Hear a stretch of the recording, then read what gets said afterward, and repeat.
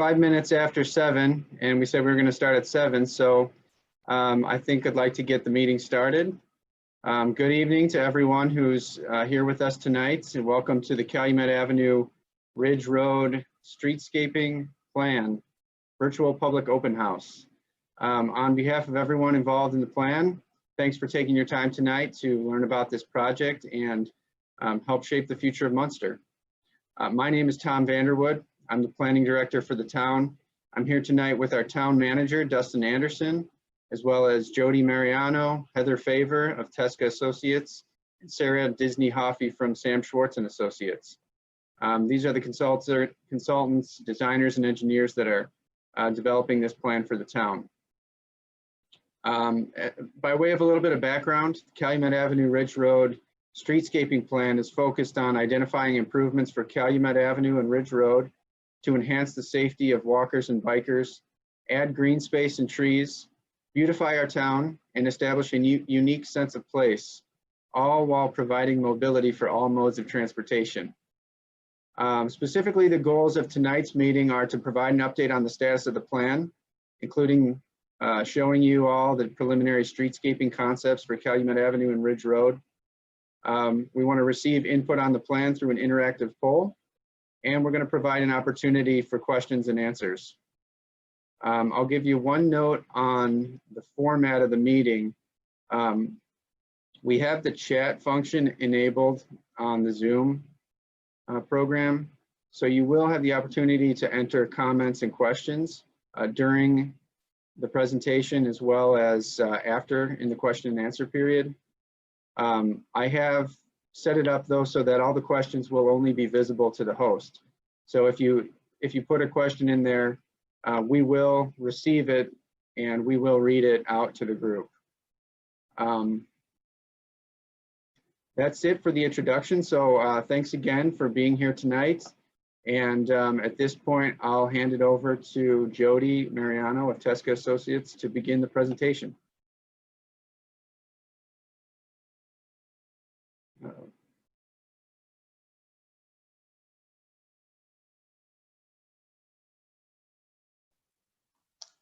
Good evening, everyone. Can you hear me okay?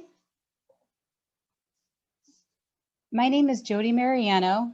Not if you can hear me, Tom. I just want to make sure. Okay, great. Thank you. Good evening, everybody. I'm Jody Mariano, and we're here to present to you the concept plans for the Calumet Ridge Road Streetscape Plan. I'm going to just put my screen at full screen mode here.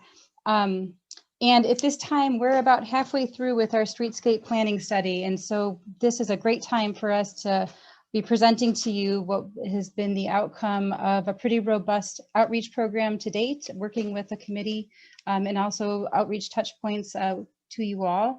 The program for tonight is that we're going to make a presentation, myself and my teammates, Heather Favor from Tesca and Sarah Disney Hoffey from Sam Schwartz. We'll be presenting for about 35 minutes or so. Following the presentation, we do have an input activity. So we'd ask you to have your smartphone or another device ready that you'll be able to log on to a website, and we'll give you that information as we get closer to that. And then as Tom mentioned, after that, we'll have a Q&A using the Zoom chat. Before I get started, I just wanted to remind everybody that this is a streetscape master plan. So the final deliverable of this plan will be a concept level plan, and it'll include things like an implementation table, relative costs, and steps that Munster can take to realize the vision. So it's not going to be a construction document set. We don't have funding yet available to actually start building these things. But that said, when master plans like these use a public outreach process like we're doing here, they do position communities really well to obtain public funding sources in the future. So I do want to remind you of that, and also just to mention that if I go too fast tonight, it's because we're trying to keep track of time. Of course, we'll try and get through it all. But if you feel like you've missed something, you want to see a little bit more, please do log on to the project website. The website is munster-streetscape.org. You can also link to it from the town's website. So with that, I've already introduced our team, of course. The goal of the project, so maybe to take a step back, the funding for the streetscape plan comes from the Indiana Department of Natural Resources. And the goal of this project that's partly identified by the grant is to create a more welcoming environment for walking and biking, to reinforce a sense of place in the community, and also to enhance the ability to absorb stormwater and reduce flooding. As far as the study area goes, we're looking at, trying to move this out of my screen here. We're looking at Calumet Avenue from the Little Calumet River to the north, all the way down to just past Jewel Development where Briar Street is to the south. And we're looking at Ridge Road from State Line Road to the west, all the way to Columbia Avenue to the east. So two very different corridors for sure. And they each will have sort of a different set of standards that we apply to them. As far as our timing goes, we are right now in the middle of phase 2. We're actually winding up the end of phase 2. Our first phase started late last spring, where we did a lot of outreach, we did analysis. At this phase, we've been studying concepts and alternatives. We did have a plan commission meeting earlier this week, and tonight, of course, we're presenting to the public, to you all, and thank you for being here. Following tonight, we will be reviewing all of the outreach inputs that we've heard and working with the town to finalize a plan that will then be documented and hopefully adopted. After the holidays next year, we'll be working on finalizing that plan. We anticipate a couple of meetings with the committee. We do anticipate another public meeting, so you'll have another opportunity to check in and then present to town council. As far as our outreach tasks that we've had so far, we've had a lot of opportunities to meet with you all, and we never want to plan these things in a vacuum. They're important public places, and so we learn a lot from the inputs that we hear from you all. So this is a list of the things that we've done to date. And then as far as our online interactions, just like I mentioned, we've had the project website up. We did have a neighborhood poll. We heard almost 600 responses to the neighborhood poll number 1. The poll number 2 is out right now, so if you haven't taken it yet, please go ahead and do that. And you can link to that from the town's website or from the Streetscape website, munster-streetscape.org. We're working with a set of committee members, and the committee members represent a wide variety of folks, including representatives from council, from the Plan Commission. We've got local businesses, property owners, representatives from the Northwest Indiana Regional Planning Commission, and of course, with the town. We've also had a few meetings with the Public Works Department to make sure that what we're planning can be maintainable by them, because ultimately these things only work if they can be maintained. So with all of the outreach that's been done so far, and just as a reminder, you can see summaries from all the outreach on the website, but I'm going to boil it down in the interest of time.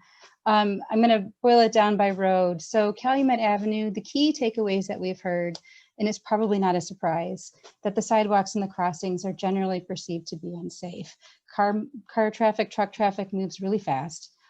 Folks just don't feel comfortable walking along or across the street.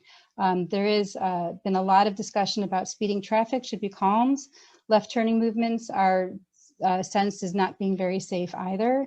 There are overhead utility poles, quite a few of them, and folks think that they're unsightly, and we don't disagree. The trees and greening are lacking. There's some developments that have landscaping, but in general, the public rights of way don't have so much landscaping. And by public right of way, what I mean is if you look at this photograph, you see the sidewalk here. All of the landscaping on this side of the sidewalk is private property, but in this space here between the back of the curb and the edge of the sidewalk, that's public right of way. And so that potentially could be green space, could have lawn and trees to help soften the corridor. And also folks are entering the community from the highway here on Calumet, but yet there isn't really an attractive entrance welcoming you into the community. And so we heard a lot of comments about needing a nicer entry into Munster. Moving on to Ridge Road, key takeaways are, some of them are kind of similar to what you heard on Calumet. Sidewalks and crossings are also perceived to be unsafe. Anecdotally, we heard that additional traffic that tends to move on Ridge Road, folks thought that it seemed to coincide with when the interstate backs up. So as these two routes are parallel, Ridge Road sometimes will take traffic that would otherwise be on I-94. We heard a lot about businesses that have outdoor seating and dining, and people are very responsive to that. They love that. They want to see more of that. And so how can we support that in the public right of way is one of the things that we've been asked. The businesses would like to have more parking, more on-street parking. Folks would like to see more greening, more trees. And so again, just like on Calumet, here you see this space between the back of curb and the edge of sidewalk has been paved over. There are planter pots and light poles here, but folks generally would like to see more greening. The planter pots are starting to wear and becoming cracked. And so people would like to see something else in its place, something that doesn't look so tired.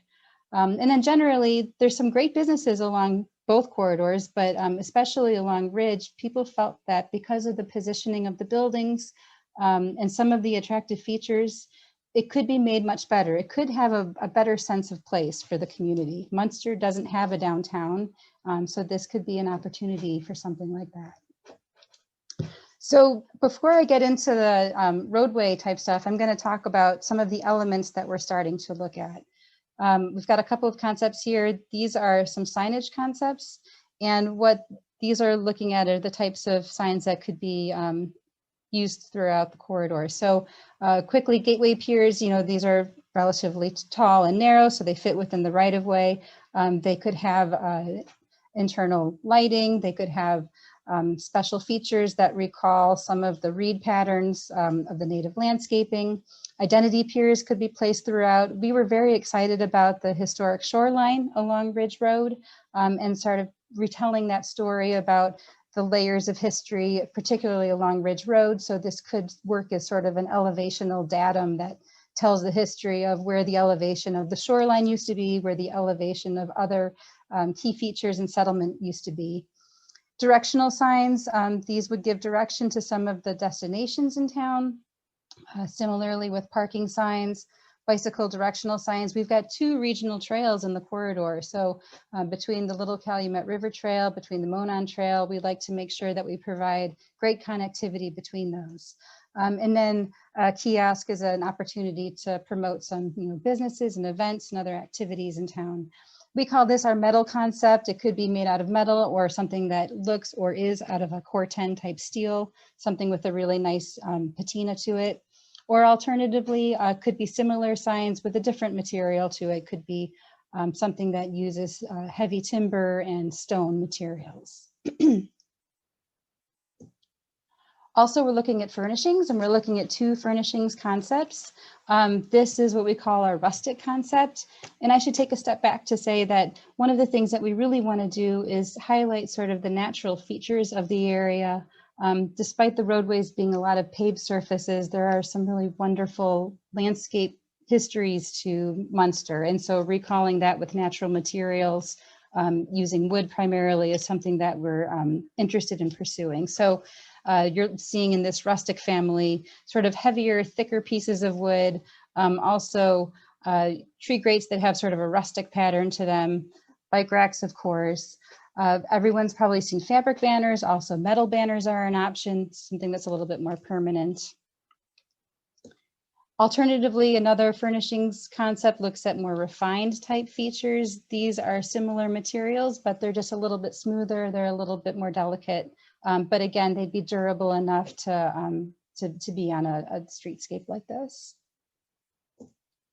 And then also we're looking at planting. So there's a much more exhaustive planting list on the website, but primarily we're looking at plantings that are both native and also able to withstand the urban pollutants that you typically see on a roadway like this, especially ones that can handle the de-icing salts. We're also interested in trying to get some native plantings in there that have environmental benefits to all the critters out there.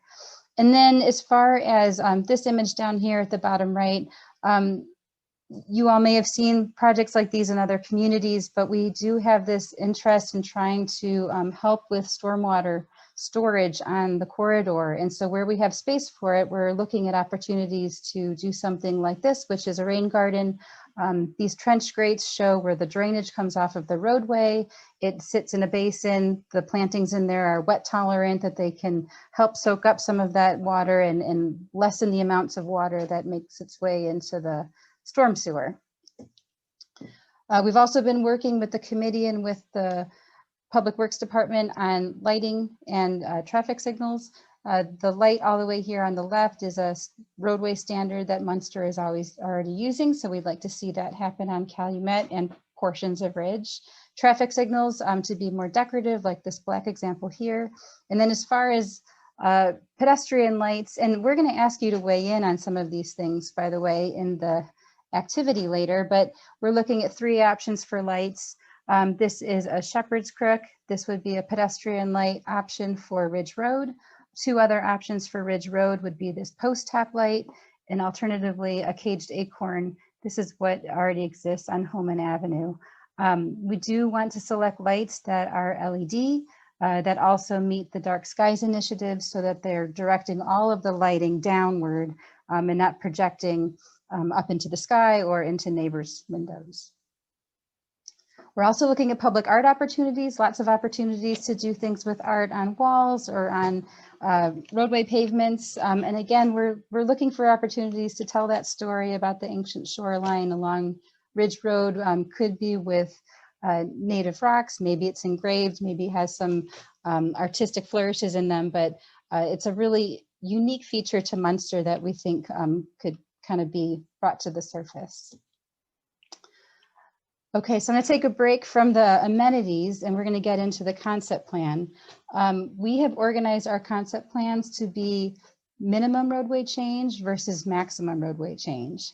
And so as we go through the concepts, we'll talk through some of those, but I just wanted to give you all sort of an overview that the minimum roadway change would be adding amenities within the rights of way that we already have without any change to the traffic patterns. So for instance, those areas between the edges of the sidewalk and the back of curb, planting those, which could have a good improvement to the corridor. We're also looking at an alternative, which we call the maximum roadway change. So in the maximum change, that would be doing a little bit more than working with just the available area, but looking at the option to reallocate some traffic spaces for even more additional amenities. So for example, what that could look like. This is a photograph on Calumet Avenue. And so on Calumet, I'm looking northward with Boston Market on my left and Wendy's on the right. So we've got a southbound lane, another southbound lane, the center turn lane, then we've got 2 northbound lanes. So in the minimum roadway change, what that would mean is that this would essentially stay exactly as it is, but in these spaces here between the sidewalk and the curb, those areas would be replaced with plantings, with trees and lawn. And Heather will talk further about some of the other things that we're looking at with lighting and overhead wires, but I just wanted to kind of focus here on the roadway first. So that's the minimum change. The maximum change would be to keep the travel lanes on Calumet exactly as they are, 2 southbound lanes, 2 northbound lanes. But here in the center, we could convert portions of this center lane to a landscaped median. What that would mean in the maximum concept is that we would have more green space in the center of the road and we would not have as many left turns. So for instance, today there is a left turn lane that goes all the way up and down Calumet. If we implemented the landscape median, we would allow left turns just at key areas only, but not everywhere. So that would help with traffic calming that we've heard in the outreach and help with beautification. Similarly on Ridge Road, so this is a view looking down Ridge, looking to the west. We've got businesses on the right, the church is off on the left. And on Ridge Road, we have 2 eastbound lanes on my left. We've got the center turn lane and 2 westbound lanes on the right. So the minimum roadway change on Ridge Road would be to replace the pavers and the planter pots, just like we talked about earlier. This space here between the back curb and the sidewalk could have landscaping or streetscaping. And in the minimum change, we could also replace some of the non-turn areas here in the middle of the road with landscaping. The maximum change would be a much different look to Ridge Road. In the maximum roadway change, we would be reducing this 5-lane roadway to a 3-lane roadway. And what that would mean is that here in the green labels here, instead of having 2 eastbound lanes and 2 westbound lanes, we would have 1 eastbound lane and 1 westbound lane. And then what we would do with that extra space is we would provide on-street parking on the north side where the businesses are, and we'd provide a multi-use trail on the south side. We would also provide a center turn lane and landscaped median. So we've got some imagery to show you a little bit of what that looks like, but I just wanted to kind of give you a cue up as to what those things were. So with that, I am going to turn it to Heather to speak about the details. And as Heather's unmuting, I'll just mention that the graphics that you're going to see are organized by the north section at the north side of Calumet. Up is going to be this first set, and then there's going to be an intersection set of graphics, and then the west side of Ridge will be the third. Okay. So while we're on this slide, just to take a look at the legend, kind of shows what we're working with here. The dark green is the landscape medians that we're proposing. Lighter green chartreuse color is dedicated right turn lanes. Orange is dedicated left turn lanes, and then we'll have travel lanes and 2-way left turn lanes. So look out for those in the coming examples. And then we're also going to be showing areas where curb cuts might be changing. So we're either going to, sometimes they'll have to change into right in, right out. Sometimes they'll just be modified because as they're existing, they might be too wide and be having a negative impact on the pedestrian experience. And in some few cases, we might be closing curb cuts. So, and then there'll also different variations of sidewalk widths. So we can go to the next slide. Yep. Yeah, so here we're showing the min versus the max of the north part of Calumet. So this is Broadmoor intersection at the bottom and the Calumet River at the top. And so what you can see here is that on the max version, we're able to incorporate the landscape medians much more frequently.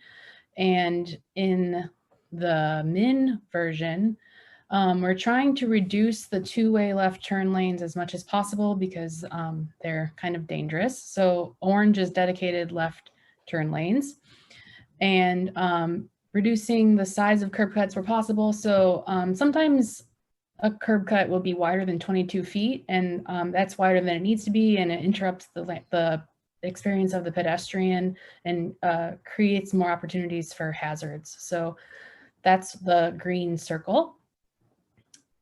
At the north part of this map, where the existing bridge is, we're proposing in both cases landscape medians with pedestrian refuge islands.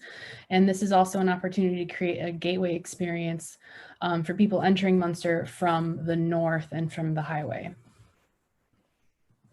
which we'll show later. Should we talk about the overhead wires? Oh, sure. So as you know, existing today, there's overhead wires on mostly the west side of Calumet Avenue, sometimes jumping over to the east. And they're also existing, there is an existing wire easement behind the businesses on the west side.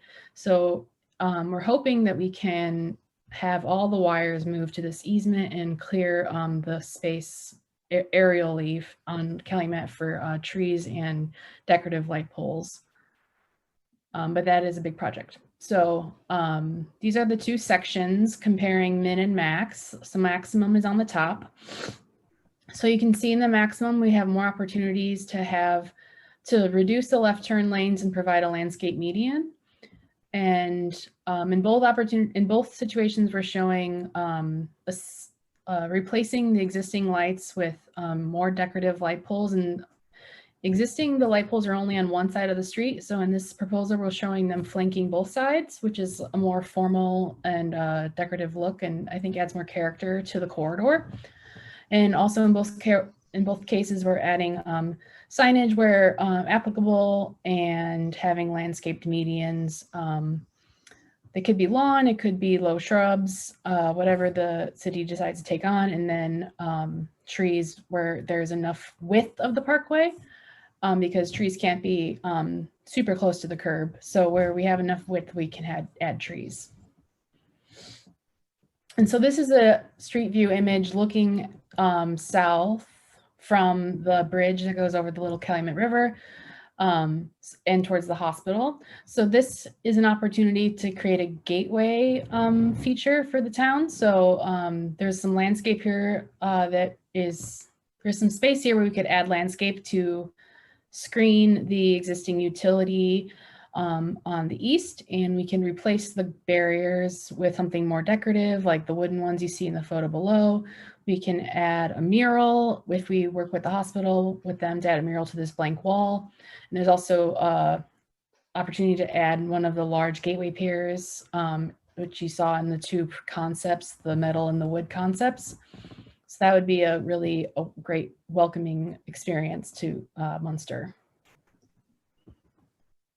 So now we're moving further south, and this is the main intersection of Ridge and Calumet Ave.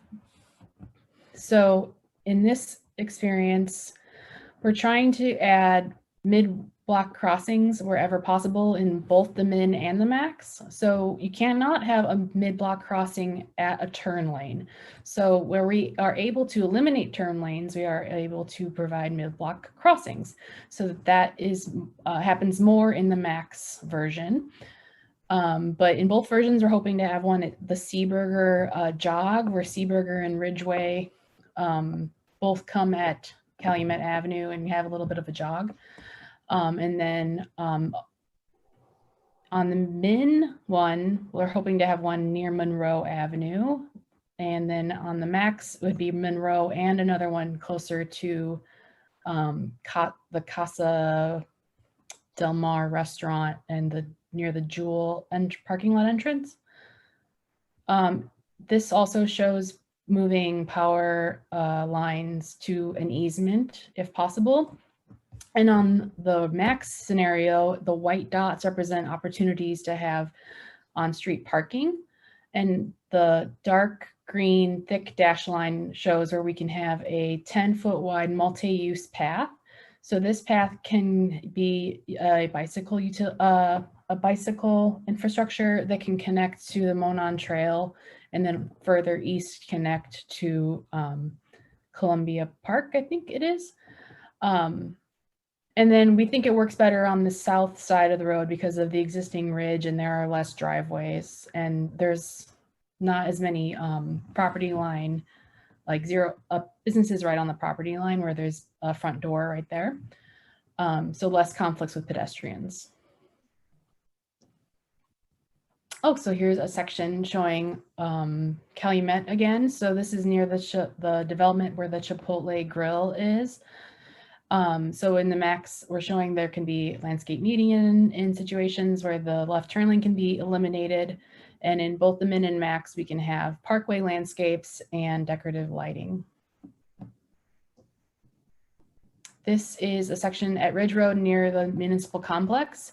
In the min drawing shows if the utility lines stay, they will be visually conflicting with lights, and we'll have to work out where exactly the lights can go and where the trees can go depending on the overhead wires.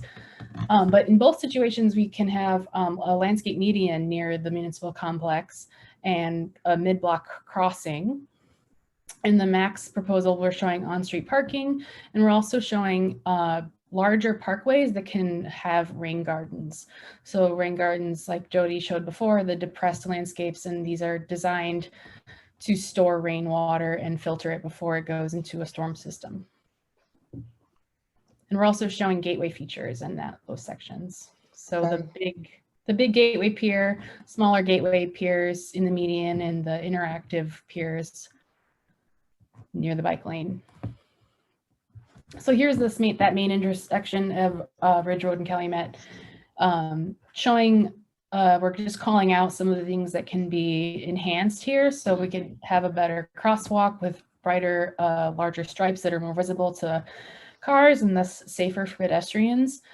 We won't be able to have we won't be able to have refuge islands at this intersection, but that bottom photo shows that. We can have the more decorative traffic lights that have the nice bases and have a nicer look and feel. And then we'll also bring all of the intersections up to the latest code for ADA with accessible detectable warnings for the visually impaired and the right slopes. So here is a map, two maps comparing the min and max for the further west portion. Oops, sorry. You got it? Got it. Okay. Ridge Road. So here we see Manor Ave, where the new train station will be in the middle, and at the far left is the state line.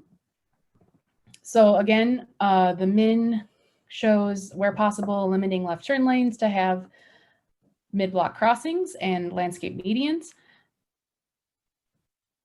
And sorry. I'll jump in really quick just to kind of talk about those mid-block crossings. So it would be more than just a crosswalk just darting across the road, but it would have the proper signage, it would have a raised curb, it would have bollards, things to alert motorists that people are that need to cross, that it's a safe haven for people to cross. One of the things that we heard in our outreach is that a lot of kids are walking to and from the high school and the other schools in the area, to be honest, and there just are not enough places for pedestrians to cross. So we're trying to provide spaces, and I know Sarah will talk about this with the traffic slides, but there's so many long distances between the traffic signals today that these mid-block crossings we expect would get used for those purposes. Go for it. Yeah, and then, so again, we're seeing more landscape medians in the max version than the min. And then the max version, we're providing the 10-foot wide multi-use trail that then connects to that Monon trailhead at Manor Ave to connect with the regional network there. One of the things that I'll just kind of point out really quick is that every time that we see one of these yellow triangles represents a full curb access to turn into a right in, right out access. And Sarah will talk to this too, but the left turns really do create a lot of conflict along the corridors, both for autos and also for the pedestrians. And so by trying to minimize the amount of left turns and encouraging more right turning movements, we can have a smoother traffic system. I will say that U-turns would still be permitted at intersections, so we're not saying that people can't go in both directions, but we're just trying to make it a smoother traffic system. Heather, do you have anything else to add on this one? I was going to add that between Manor and Hoffman is where we have the more downtown feel to the streetscape, and that's where we'll see more pedestrian amenities in the coming drawings. Correct, including that on-street parking, which will be these white dots.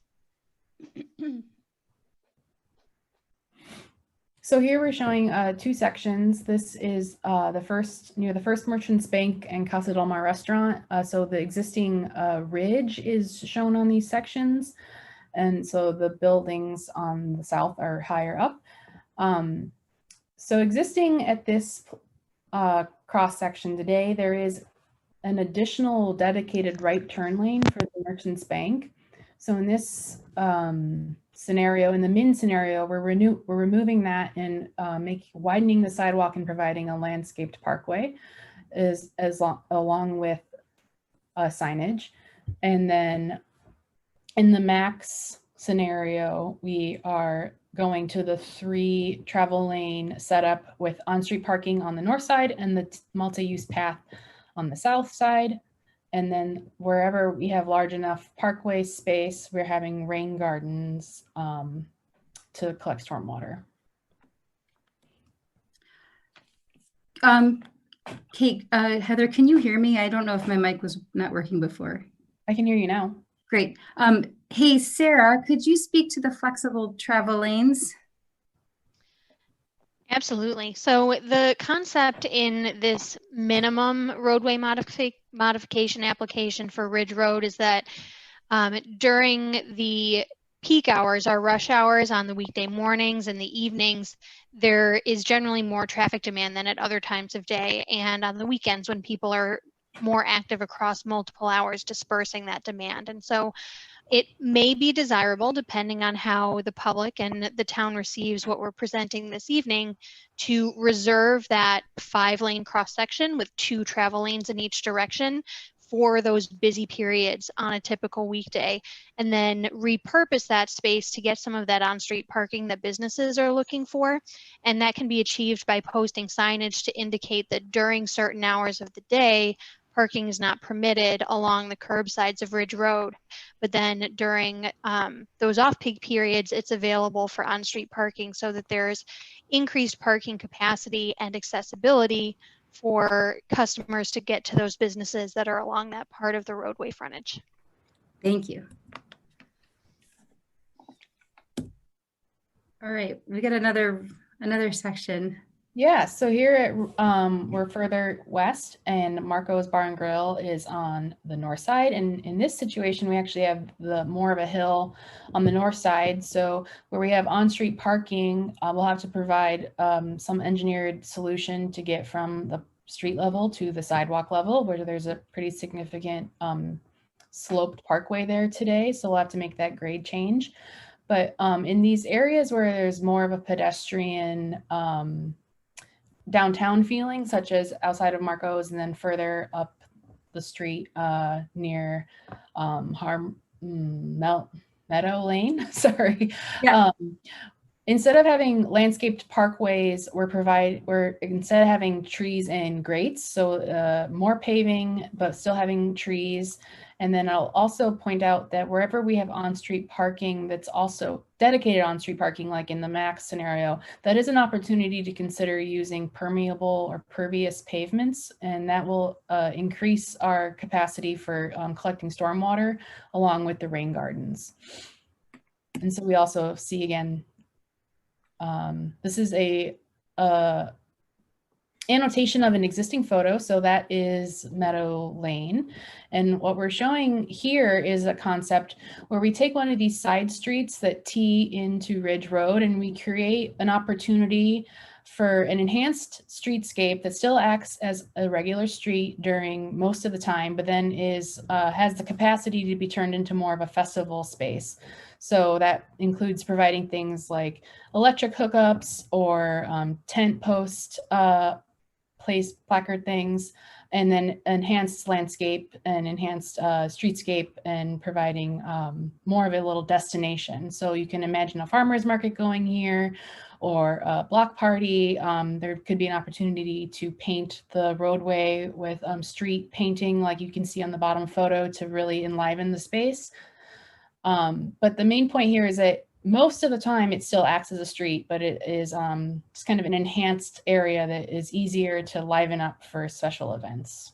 And just to follow up on that, part of the reason that we're suggesting this here is that some of the feedback that we heard during the outreach was that folks are really craving public spaces, places that are safe from traffic, that they could have a small event or something that businesses can help promote. I could pick it up here. So one of the things that, thank you, Heather. So one of the things that we are scoped to do as part of our assignment is not only provide a set of drawings in a report type format, but also to do a documentation for an actual pilot project that would get built at the end of this assignment. We know that the town of Munster is very serious about doing some public right-of-way type projects. And so here are a couple of projects that would be relatively low cost, but high return. And so we're going to ask you all to weigh in on these during the activity. But the two pilot project options are the North Calumet Avenue Gateway on the left at the north part of Calumet as you get off of the highway. And on the right is the option for that Meadow Lane parking plaza that Heather described. So keep those in mind because those are things that we're going to be looking for input on. So what do all of these things mean? All of these drawings that we've put together, we have calculated some metrics so we can help understand the differences between them. So for the first set of metrics, we calculated the distances between the pedestrian crossings. And these tables go in both directions. So Ridge Road is on the left and Calumet Avenue is on the right. And as I mentioned earlier, there are long distances between pedestrian crossings today. So on Ridge Road, we've been able to reduce some of those. Some of them get as long as 2,300 feet between pedestrian crossings. So all those mid-block crossings bring us down to, between 275 and 1200. On Calumet also, we're able to bring down those distances, which range today from 860 to 1820 linear feet, down to 390 to 1340, 390 to 800. So those mid-block crossings go a long way to help folks cross the corridor safely. The crossing distances themselves remain generally the same because, as you know, even though we're talking about making some modifications to the roadway, whenever we get back to a main intersection, we always do have to transition generally back to what it is today. So those distances wouldn't change, but they would be enhanced. Sidewalk widths on Ridge Road and Calumet, they are just the bare minimum 4 foot for the most part. So we are able to make them a little bit wider with some of the improvements that we've been talking about. And that was one of the things we heard a lot about in the outreach, was a desire for wider sidewalks. So in the Ridge Road minimum, they get up to 5-6 feet.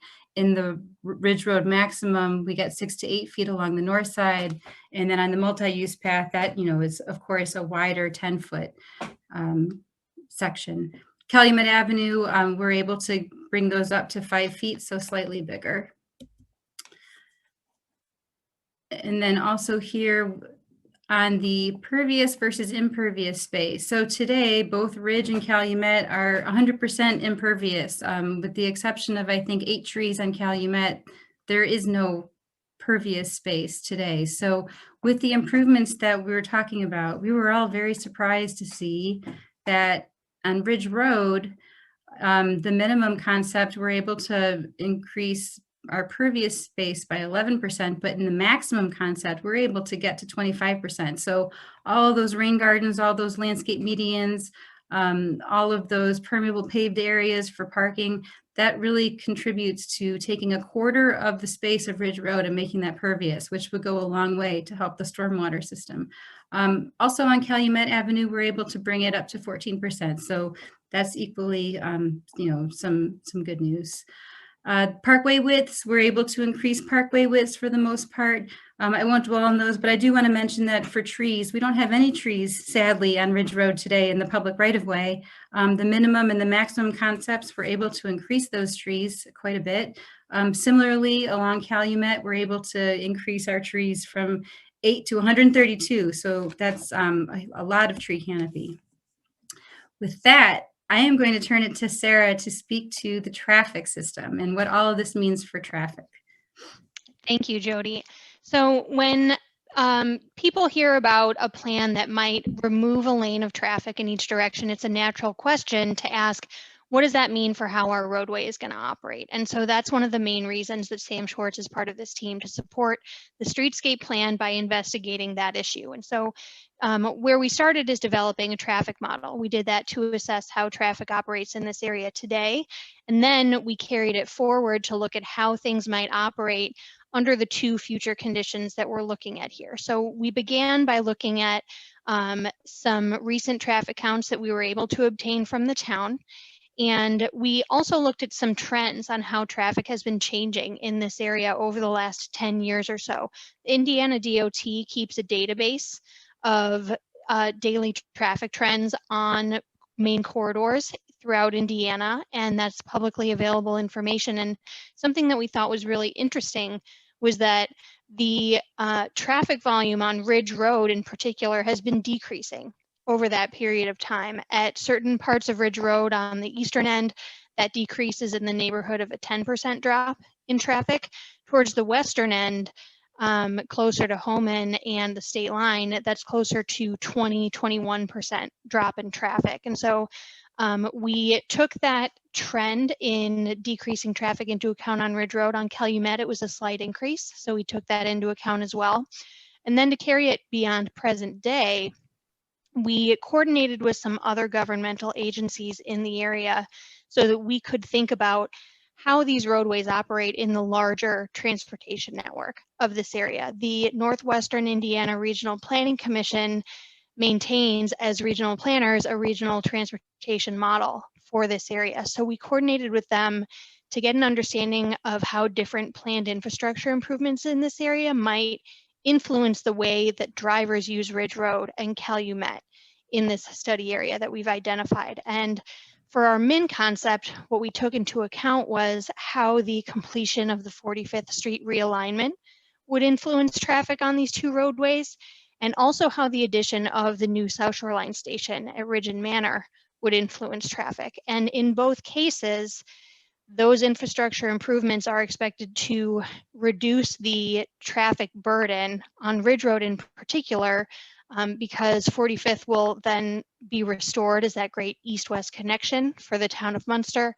And during our weekday rush periods, some mode shift would occur. Once that train station goes in, people would have a more convenient opportunity to travel by train. So NERC's model expects that some people would shift from a driving-based commute through Munster to a train-based commute. And then with our max concept, we also asked them to model what's going to happen to the traffic if we do remove a lane of traffic in each direction on Ridge Road, and took that into account in our model as well. Two other key pieces that I want to mention about how we informed our traffic model are our coordination with the Regional Development Authority to take into account any new development that may happen, particularly in the station area, in line with the character-based code that the town recently pursued for the area around the station. And we did account for the fact that there will be more commuters coming and going from that particular location in order to park at the station or to be picked up and dropped off by somebody who takes them at the end of the day. And so before I get into the details of what we got out of that model, I will mention this is just the first of many steps for how these roadways would be engineered between now, which is our planning level study, and those future construction plans that Jody alluded to earlier, which is not the final end product of this project that we're working on right now. It's a step down the line between where we're starting here and where these roadways will end up. So you can jump to the next slide. Thank you, Jody. So let's look at what the results of that traffic model told us. For anyone who has attended a public meeting in the past, you may have heard traffic engineers talk about what we call a level of service, which is just a simplified way to talk about how much delay on average a driver may experience moving through an intersection. And those rankings range from level of service A to F, but you shouldn't read it exactly the way that you see on your kid's report card when they bring it home. Level of service A basically reflects free flow conditions. People move through, it's a breeze. It doesn't feel like rush hour at all. Level of service D means that the intersection is busy but functional. And so during rush hour, we normally like to see that things are at level of service D or better, because what that means is that there's not an excess of pavement to accommodate the traffic demand. When you get into levels of service E or F, then you're looking at something that we call at capacity or overcapacity conditions. And so in this summary, you can see just a little box indicating during our weekday morning rush hour and our weekday evening rush hour, how are these intersections going to function? With our minimum scenario, which maintains that 5-lane cross section, 2 lanes in each direction on Ridge Road, we're showing that all of our intersections are at that desirable level of service D or better. And in fact, because of those different influences that I was mentioning before, the trend in downward traffic along Ridge Road, the connection of 45th Street that will provide an alternate east-west connection, and then also the influence of the train station on how people in town commute, we're actually anticipating that there may be some relief in traffic delay at these intersections in the near future. Then if we look at our max concept, which as Jody was describing, would have just 1 lane of traffic in each direction on Ridge Road, we're still seeing that our intersections are level of service D or better. Now, these metrics are showing the overall intersection functionality as a whole. And so while some approaches might see more increases in delay and others will see less, that balance is what gets us to these results that fall into that acceptable range. And before we move on to the next slide, I will also mention that together with this traffic model, we were able to assess how how will that maximum concept influence how long it takes people to travel up and down the Ridge Road corridor? Because here we're looking at individual intersections, and as you guys travel through the town on a daily basis, you may be taking Ridge Road end to end. And so it's our assessment at this point that the travel time from Ridge Road near Homan through the Calumet Avenue intersection could increase by about 1 to 3 minutes end to end, depending on the time of day and the direction that you're traveling in. And so that'll be part of our interactive poll that Jody's going to run later in this meeting to see how you feel about that relative to the amenities that you can achieve by applying that max concept. So just to show a little bit of our work, these are the types of metrics that we pull out of that traffic model. And I won't get into all of the numbers here, but I'll give you a quick summary. The vehicle delay, which is represented in seconds at each intersection, is how we get with that level of service grade that we were showing on the prior slide. And so generally speaking, when we look at a comparison of our existing condition to our minimum future concept that we've been describing this evening, we see that the intersection delay stays roughly the same, maybe decreases a little bit depending on the location. And then when we look at our max concept, we start to see slight increases in delay, which is something to be expected when you're trading vehicular space for some other type of space, but again, still within that acceptable range. And then at the bottom, we look at what the queues of vehicles would be waiting at that red light when there's a red light at an intersection. And so something that's worth noting is it's natural when you have 2 lanes of traffic for vehicles to stack up in, that they are side by side. And so that length is minimized as a result. When it goes down to 1 lane, we will see those lines of vehicles be a little longer, and so that's reflected here in our vehicle queues, the metrics shown here. So if we move to the next slide, let's talk about what that impact on the vehicular operation could get us for other types of users in the corridor. As Jody mentioned, we heard a lot from the public when we were out at your community market and when we were polling via our website, that there's a lot of desire for better pedestrian and bicycle infrastructure in this area. And so the minimum concept, because we're basically retaining the same profile for both roadways, we're expecting that the conditions and the comfort level for bicyclists and pedestrians would be pretty much the same. Here we have 2 maps representing what we call a level of traffic stress for bicyclists. And that considers things like how much traffic is on the roadway, what is the bicycle infrastructure like, and what are the travel speeds of those vehicles. And so if you look at these 2 maps side by side, we have a few roadways that are really uncomfortable for bicyclists. In red, we have what we call a level of traffic stress 4, which is really only comfortable for very bold and comfortable and experienced cyclists. Level of traffic stress 1 in blue is something that would be more comfortable for families who have younger children with them. And so when you compare our existing condition to a future condition, there's no change in the level of comfort for bicyclists within this area because there's no change really for the bicycle infrastructure along these corridors. But if we flip to the next slide, we can see in our max concept, with the introduction of that multi-use path on the south side of Ridge Road, that length of Ridge Road, which was previously in red, reflecting a very uncomfortable condition for most bicyclists, is now blue for the majority of its length. And that means that there would be a wide enough infrastructure with enough separation from auto traffic to make it comfortable for even the most inexperienced cyclists to be comfortable cycling on this street. So it's quite a big impact from a bicyclist standpoint. And then we can flip to our next slide, Jody.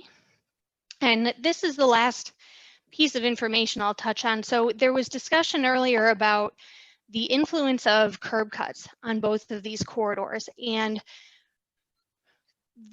we heard a lot from the public about how the sheer number of curb cuts is really disruptive. And that's really true for all travelers who are using Ridge Road and Calumet. It's true for drivers because the more curb cuts you have, the more points of conflict there are between vehicles. And then, of course, those points of conflicts are also present for pedestrians and bicyclists who are on the sidewalk. And so it's really desirable to apply what we call good access management practices so that the frequency of those curb cuts is minimized, and where the frequency is difficult to influence, at least we reduce the number of movements that are coming in and out of those curb cuts. So as we look at a comparison of our existing through our minimum and our maximum concept for these two roadways, there's not a big change in the number of curb cuts, but we have a lot of opportunity to influence whether it's full access or limited access, which are those right in, right out driveways that Jody and Heather were talking about earlier. And then the other metric on this slide that I want to touch on is the quantity of on-street parking. So in our min and our max concept, we envisioned that we could achieve the same amount of on-street parking, of course, with the caveat that our minimum concept would not have that on-street parking available during peak hours. But there is a difference in how that parking would operate and how comfortable people would be using it, because in our maximum concept, we would be able to have extended curb sections that are bookending that parking, making it feel safer for people who are pulling off into that on-street parking and taking advantage of that new infrastructure to go patronize a business. And it's worth saying as well that well-utilized on-street parking spaces have a much more positive influence on the travel speed of vehicles in the adjacent lanes. And so if we have on-street parking that is less well utilized because it doesn't feel quite as safe as we may in our min concept, it may be a little less influential on that sense of safety that individuals parking on street and also individuals crossing the street may get compared to the maximum concept, where we would pull the curb edges inward to foster that sense of safety for those users. And so with that, I'll get it back to you, Jody. Great. Thank you, Sarah. This is sort of an abrupt ending, but we want to keep the meeting moving along. And, you know, when this was a time before COVID, of course, this would be the time in the meeting where we'd ask everybody to come visit us at the boards, and we would ask people to, you know, put stickers and make markings on drawings. Since we can't be in the same room with you tonight, we do have a different activity planned where we'd like to still get your input. So what I'm going to ask everybody to do is get up and stretch and get out your smartphone or another device, and using a browser, any browser like Google, go to menti.com, and that's MENTI.com. And I'm going to switch my screens, so bear with me while I pull up something else. And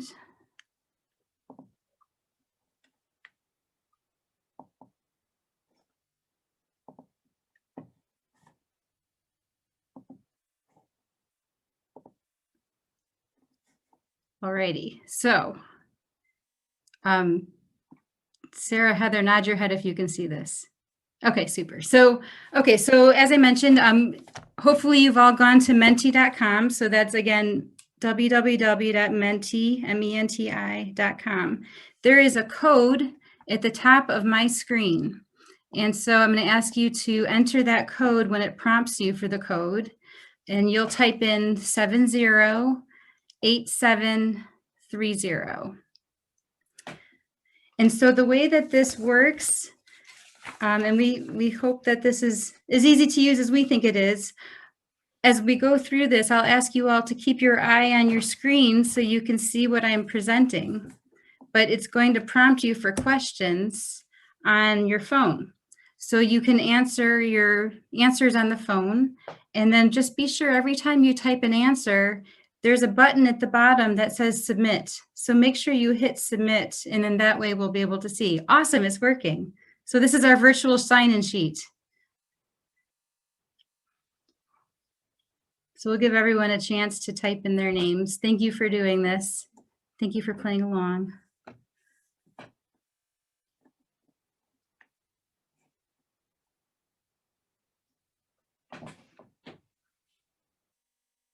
Awesome. Okay, and I'm gonna, as I advance, this looks like this is working, so thank you, everybody. So I'm gonna advance my slide, and if ever you feel like I've advanced but you can't advance, there's an option on your phone, it'll say refresh or something like that. Okay, so the first question we're gonna ask you, in a few words, and we're gonna first focus on Calumet Avenue. In a few words, describe what's your biggest concern about Calumet Avenue. And then we'll do Ridge next, but let's just talk about Calumet first. And I'll just remind everyone about the sort of scope of the project. We're looking at Calumet Avenue from essentially the Little Calumet River on the north to Briar Lane on the south. Yes, thank you.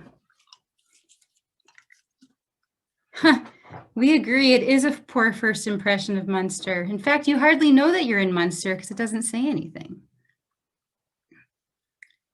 Traffic speeds, noise, yes, we agree. Delays. Too little greenery.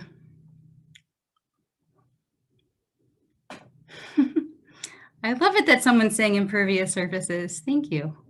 We agree.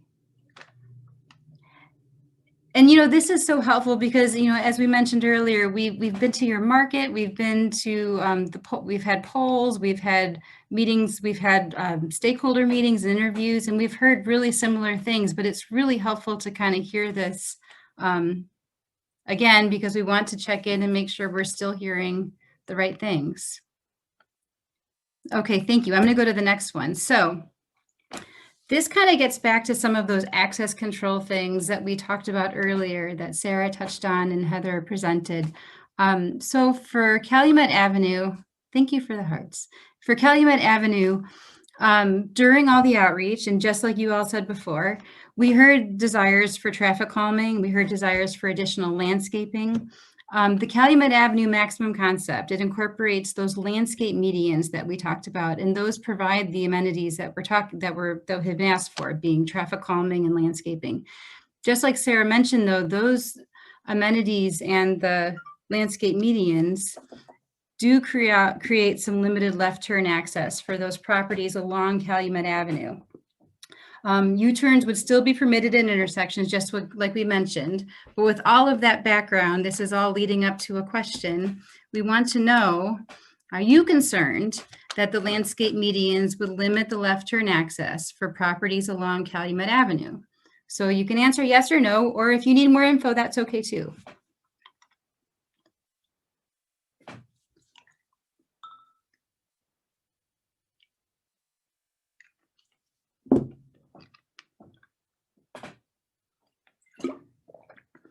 And also, just as a reminder, as everyone's entering their information, we will have opportunity for Q&A and Zoom chat after this. So if anybody wants to talk further about those things, we can certainly do that.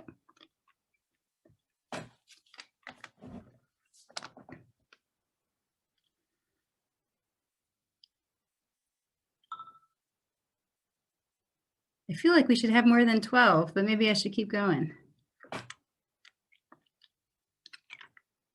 Well, there's 21 participants in the meeting, so. Oh, good. I'm going to give it just another minute. Yeah, maybe some people are just feeling shy. I'm not sure. Thinking about it.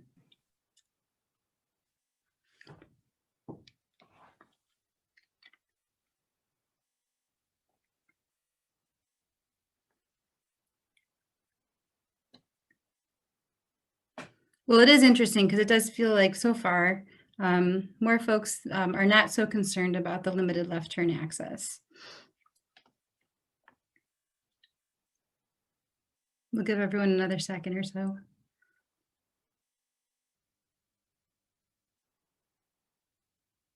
All right, I'm going to move on to the next one. I hope everyone's had a chance to answer this. Just make sure you click submit on those answers. Okay, so for Calumet Avenue, we presented a range of different improvements, and you're allowed to pick your top 3. So the options would be the North Gateway. That would be the, the improvements at the north with the sign and the landscaping, access control, mid-block crossings, landscape medians, landscape parkways, relocating those overhead utilities, decorative lighting, and the other one escaped me.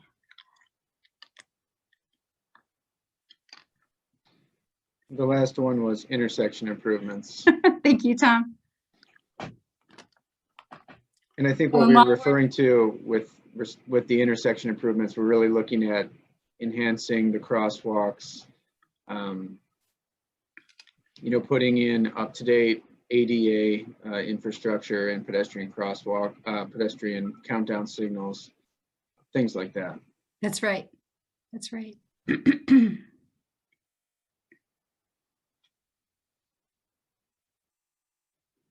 So far, landscape medians is winning, but this is really interesting. The North Gateway and the intersection improvements.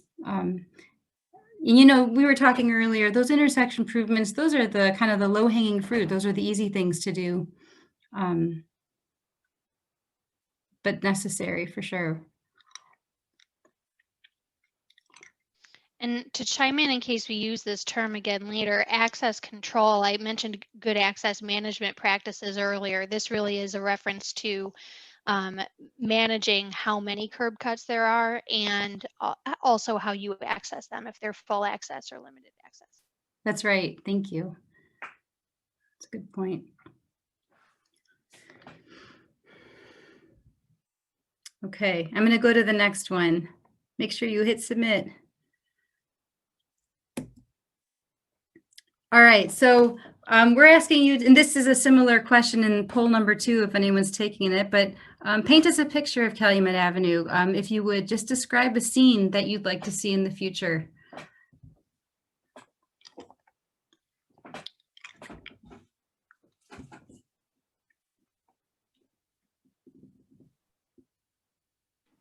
I would add that this can be very impressionistic. You don't have to necessarily, write in sentences. You can do sort of,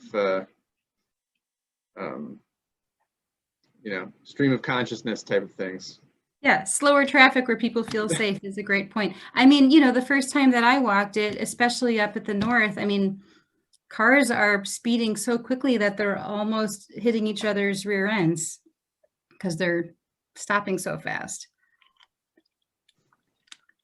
More greenery with public spaces and pedestrians.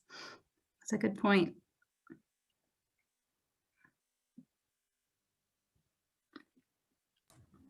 I like to think of this question as kind of like a movie scene. Like, are you walking down the sidewalk eating an ice cream cone? Like, what do you see? Yes. Get your Jody's Italian Ice, which I wish I could claim. It's not me. It's another smart Jody.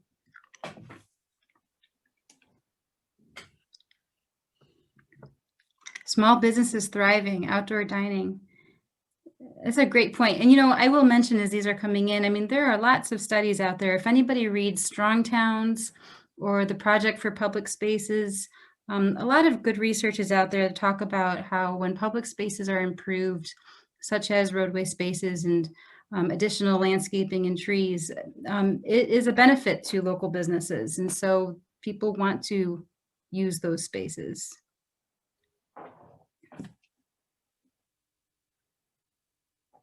Cars trying to turn, not blocking traffic, opposite traffic. Yes, that's a good point. These are wonderful. I hope you don't mind if we use these in the final report. These are excellent. 2 couples go to dinner at different restaurants and take the long walk back. That's awesome. All right, I'm going to keep going because I could get caught up in this, but thank you. These are really wonderful. Okay, those were for Calumet. Those were really helpful. We're going to flip now to Ridge Road. So in a few words, describe your biggest concern for Ridge Road.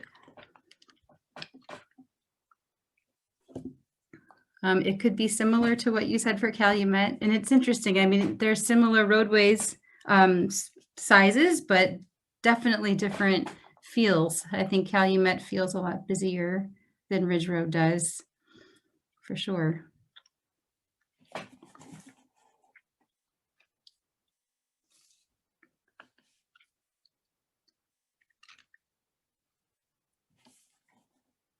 Ridge Road has so much potential and is so underloved. People running red lights.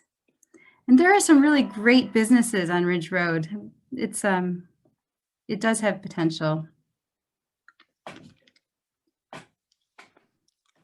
A real sense of place that draws people towards it and keeps them there. Yes.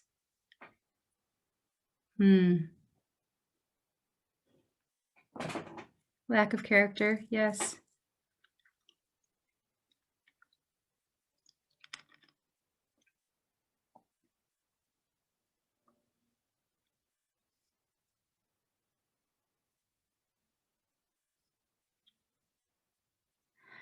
That concern about excess traffic flowing through to secondary streets is a real concern. And we hear that. And I don't know, Sarah, do you want to say a few words about that maybe while these are coming in? Sure. Yeah, it's something that we observed when we were out there walking Ridge Road, and that our traffic data shows as well. And so I think it's worth touching on the fact that a transportation network is a system. No street operates in a vacuum.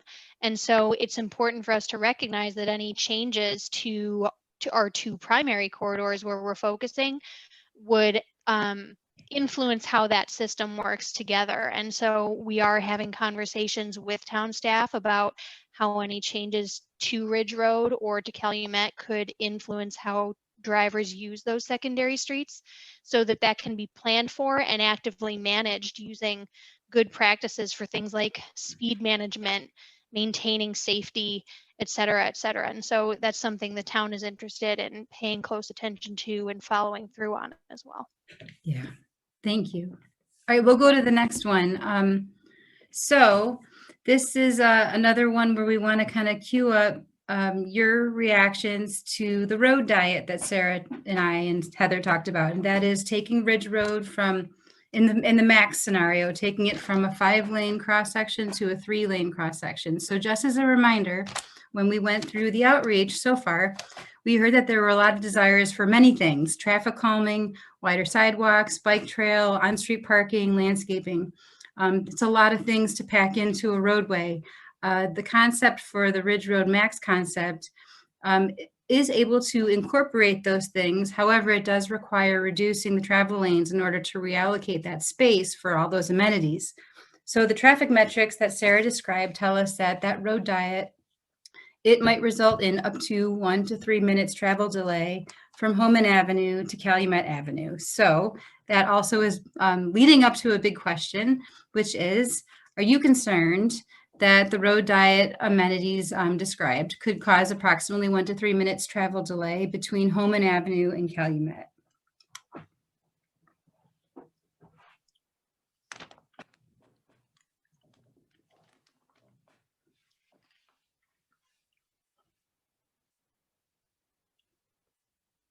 We appreciate the honesty. Yes. And just as Sarah mentioned, you know, this would not be the last time that this would be studied. There would need to be additional engineering to, you know, delve further into this. But this at least is a planning level look at this so that we can then, you know, give the town some direction as to how to move forward. Well said.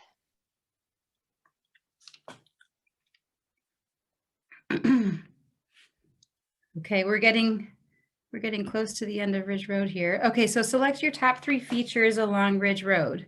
It can be on-street parking, it could be the multi-use trail, access control, mid-block crossings, the medians, the parkways, relocating the utilities, decorative lighting, the intersection improvements, or that flexible plaza space that Heather described in Meadow Lane.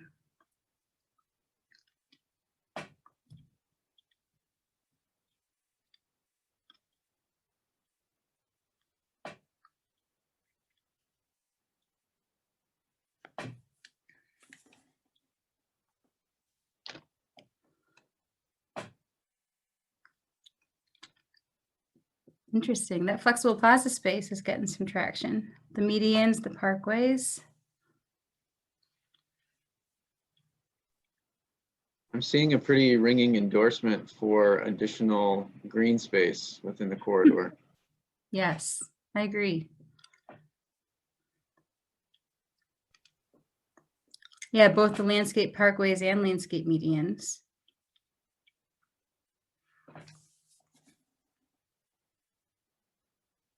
This is very helpful.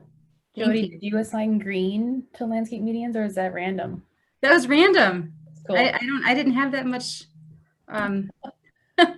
input.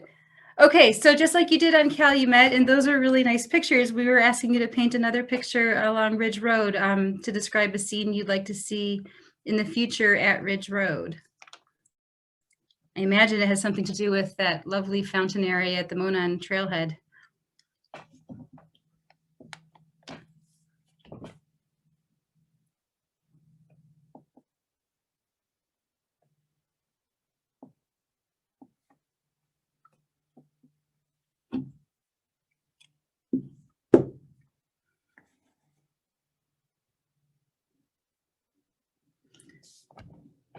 A place I would like to go to and not just pass through. Yes. Ridge Road could look like downtown Valpo, downtown Crown Point, or downtown Homewood. Green space, nice businesses and restaurants. Oh, and while these are coming in, I should mention, I'm sure you've all seen Lansing. Ridge Road in Lansing did have a road diet some years ago, and it is a 3-lane road with on-street parking. We've talked to the planners and who were part of that, the village planner rather, and the businesses thought it was an improvement to help their businesses.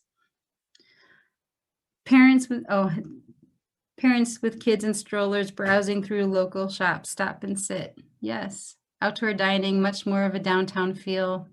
Public art, benches, and a mural. Exactly, Lansing. A marriage proposal. That's so cute. These are wonderful. These are great. Yeah, connect to broader regional trails safely. These are great. Thank you. All right, I'm going to keep going. We'll save all these, of course. So now we're just going to ask you a couple of quick questions about some of the amenities that we showed earlier. We just want to get a read as to what kind of speaks to you the most. We had those 2 concepts for signage. We had the metal family. We had the stone and timber sign family. Tell us what you think is the most appropriate character for Munster. They're like neck and neck.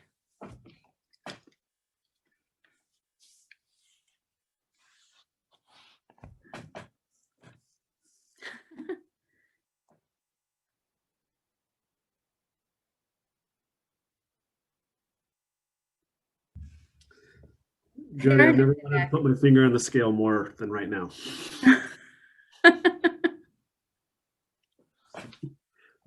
Dustin, did you vote? Oh, yes, I did.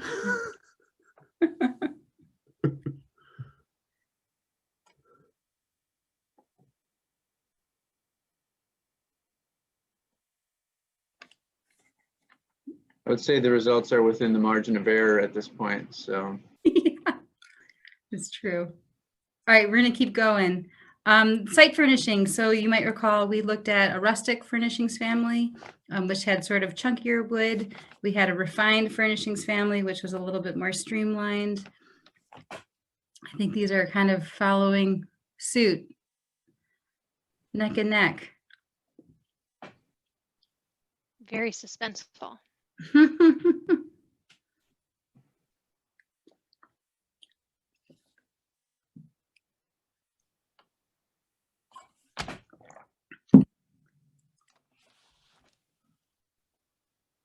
And it isn't only about picking the nicest bench, but it's about giving it the best setting, locating it so that people will feel comfortable to sit.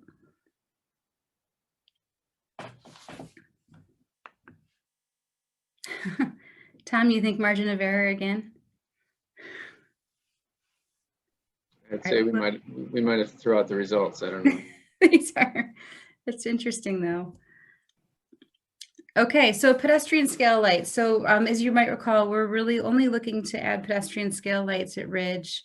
Those overhead roadway lights would be on both streets, but Ridge could have some areas that have more pedestrian character.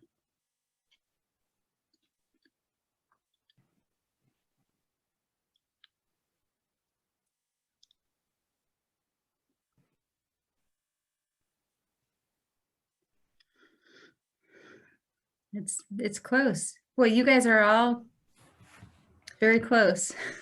Jody, Yeah, the Shepherd's Crook has the label for night sky, but any of these could be night sky, right? that is correct. Yeah, thank you, Heather.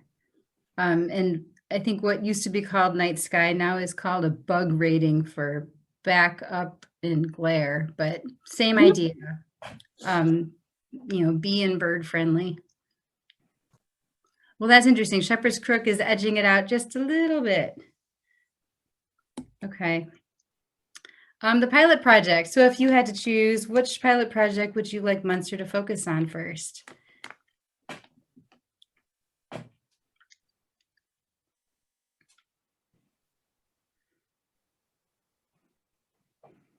That North Gateway is looking pretty appealing.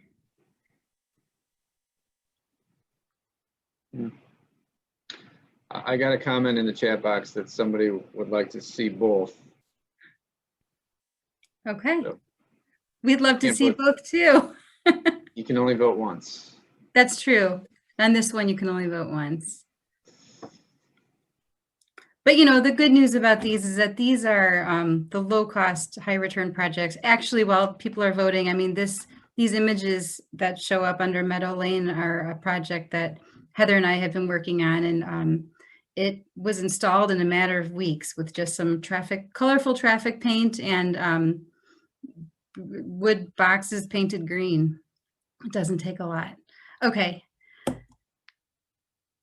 Thank you all for kind of playing along with us. This is really helpful because we want to make sure we hear from everybody, and then we'll do the Q&A next. But lastly, last question is we just want to know what have we missed? What did you come to the meeting tonight hoping that you would hear about that we haven't addressed? Are there any other suggestions or comments?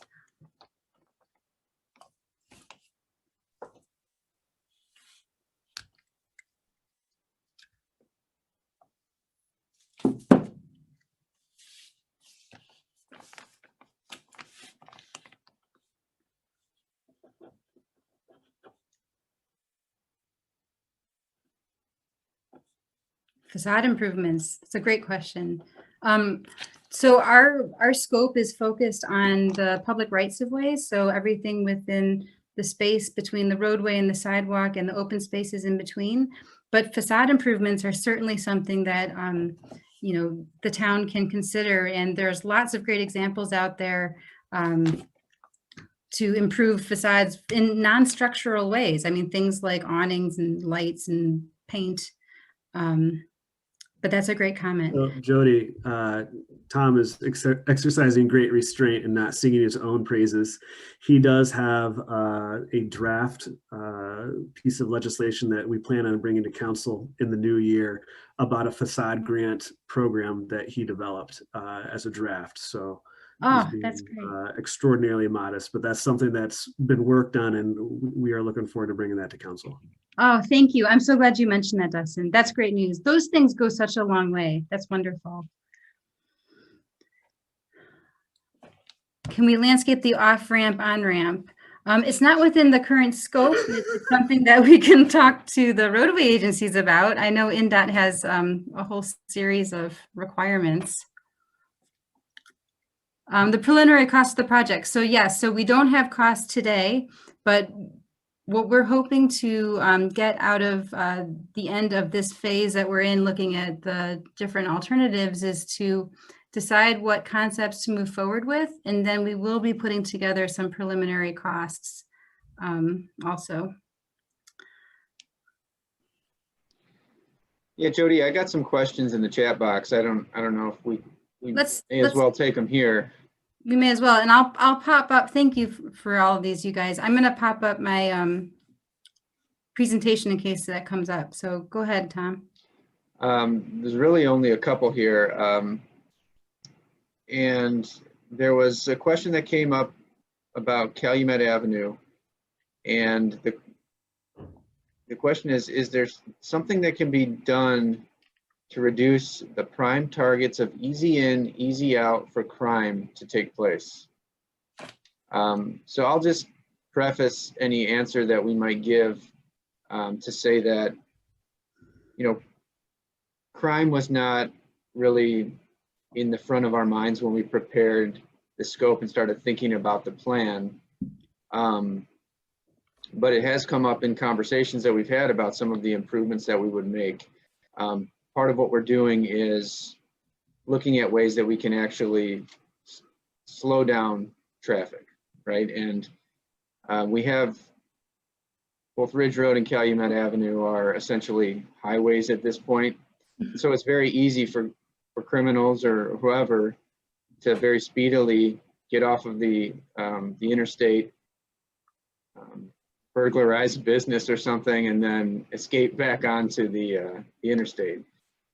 So while we haven't really thought about that as a driver of this plan, I think the implication would be that there probably would be some beneficial effects. I won't say that it'll solve any crime issues, but it may actually help us, help our law enforcement a little bit in terms of, preventing that sort of ability to speed through town. And that, I don't know if anyone else has anything to add to that, but that is something that we sort of discussed as a benefit. I can add a few, and Sarah, if you want to chime in from a traffic perspective, but Tom is absolutely right. I mean, when you're driving on Calumet Avenue, especially today, you're going to take up all that space and go super fast because you can. The improvements that we're talking about, the min and the max both, help reduce the perception of such a wide roadway to keep it from moving as fast. And, the more that we improve the roadways that way, you'd like to think that the more difficult it will be for somebody to potentially burglarize a business and then zoom right up to the on-ramp onto I-9480. I don't know, Sarah, if you wanted to tag on to that. Yeah, I think just to reaffirm that our traffic model confirms it's really oriented as a throughway on both of these corridors right now. And so part of what we were looking at based on the town's vision and the feedback that we heard from the public is how do we better balance the different types of uses here and make it more a place to stay than a place to pass through. And having those people who are there staying creates and fosters this sense of safety too, where it's not just an easy place to dart in and out of. Yeah. And I'll just mention that question was asked by Carrie Meyer. We got a question here from Anthony Andello. He is saying great concept, but he's concerned about the upkeep. So it sounds like he's asking about the maintenance aspect of all this. Right. Yes, and we agree. Anytime that we think about a streetscape, they have to, first of all, bear the brunt of all of the harsh weather patterns and pollutants and all of the bad stuff that, that gets hit at the roadways. And so when we started this project, the very first meeting we had was with Public Works to really try and understand, one, what are the challenges that they have in maintaining the roadways today? And then two, what is the appetite to maintain an improved roadway in the future? So we need to make sure that whatever we do can be maintained in the future.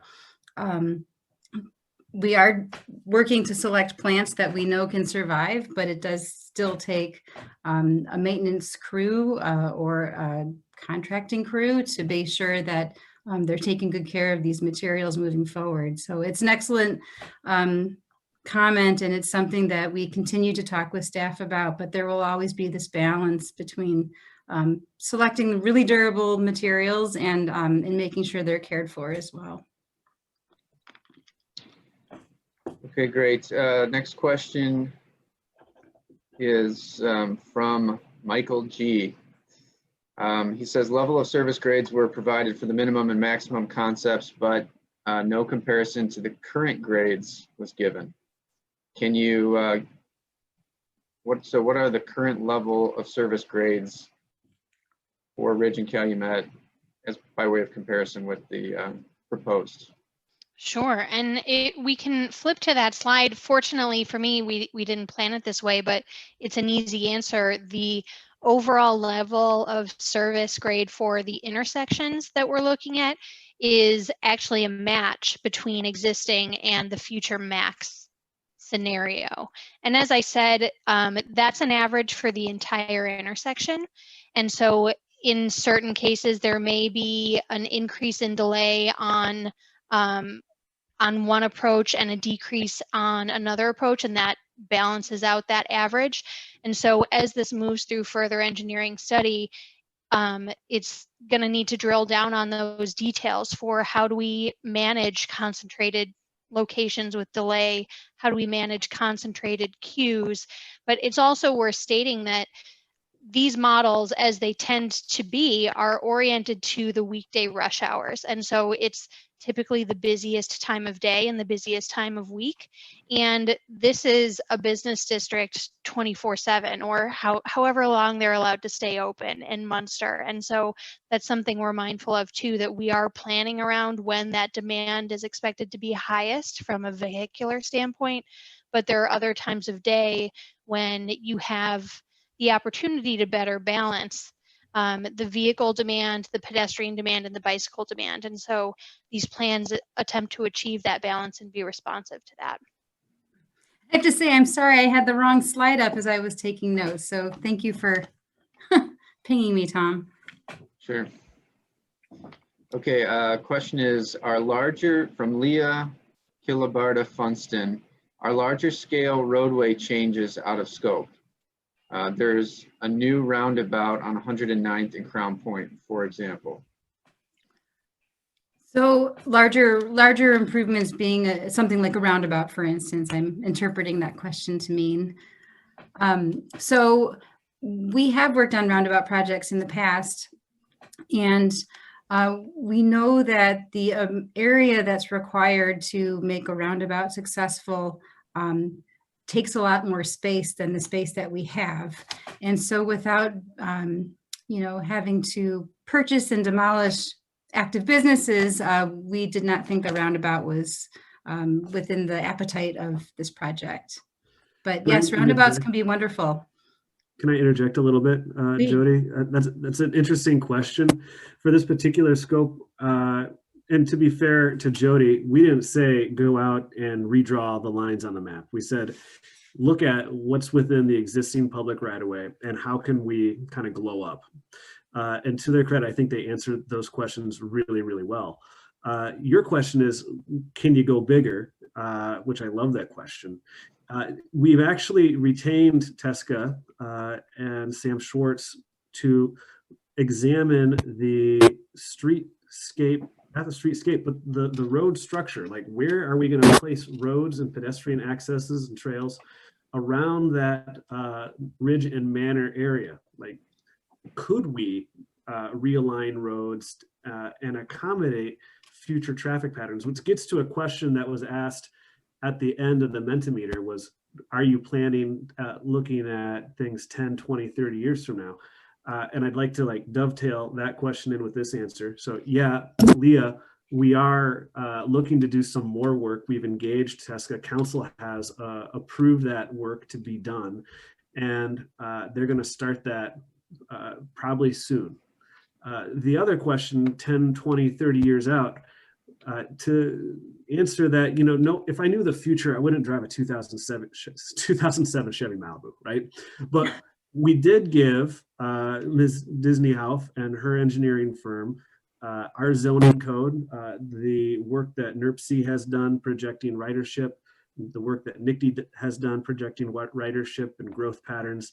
And with that, they've been able to make a model that accommodates what our zoning would potentially be, the intensity of the built environment as it's currently legally allowed, not what it is now, but what it could be in the future based on our current land use, right? So right now there's like a 1-floor building, you could go up to here, right? So using that and backing in certain assumptions, we are kind of doing the best we can to look at the future.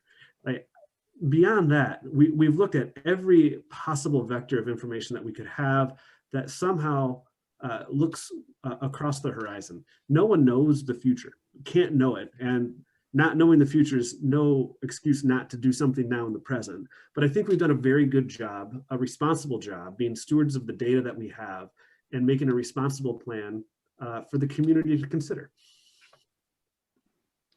Yeah, just to add to that, Dustin, I think part of this plan is also, you know, we want to influence that future, right? So Yeah. A lot of times a transportation plan is based on some traffic projections, and the idea is that you then build to accommodate these projections. We're really hoping to sort of, like I said, influence the future so that the town and the travel patterns evolve in a way that we want them to, and then evolve in a way that kind of support our larger values and our larger goals. And when we say those larger values and our larger goals and what we want, we're talking about the feedback that we receive from the public with regard to the last zoning code, the feedback that we receive through this process, and the feedback that we'll receive when we eventually update our comprehensive plan. So it's really the town's goals and the town's vision that we're working as staff and as staff's professional contractors to meet the community where they want to be met at. Okay, great. Next question is from Stephen Millies. He's asking, what mechanisms exist to drive NIPSCO and other entities to invest in burying overhead utilities? Money. In a word, yeah. In a word, yes. We had a very productive conversation with NIPSCO about the idea of either burying or relocating the utilities away from the, from the right of way on Ridge and Calumet Avenue. They're open to working kind of collaboratively with the town, whatever we decide to do. But yeah, the bottom line is it will come at a cost to the town. And I think one other thing I would just add is that, we learned from NIPSCO that, as you guys probably know, there's a variety of different types of overhead power lines, some of them easier to move than others. But this plan, may be implemented in phases. And so there are some sort of low-hanging fruit, easy overhead aerial type things that can be done in the near term, such as the telephone cables that are sort of strung up and wound around themselves on Ridge Road. So some of those things are really easy to do. And yeah, just like Tom mentioned, NIPSCO has mentioned that they're willing to, work with us to sort out how we can do more than just that. Another question from Carrie Meyer. Is there a way to incentivize businesses to develop in these locations that are not high target, such as cell phone stores? I can answer that question. I think the improvements that we're contemplating in this plan are improvements that are designed to attract a certain type of business. And those are not necessarily the get in, get out types of businesses. Certainly there are a number of drive-through, franchise type businesses all along the corridors, and those aren't going anywhere. But as far as kind of laying the groundwork for a different type of business, I think these pedestrian and sort of aesthetic improvements that are being proposed in these plans would certainly do that. Yeah, agree. I mean, and it just builds, and I think that's already happening. I mean, that Marco's has an outdoor patio. Is it 313 is the other brewery that has a patio? And so there seems to already be a trend happening. And, they'll produce more, and especially with improvements in the right of way. We've seen lots of examples where communities will invest in their public rights of way, similar to how Munster is planning to invest in its right of way.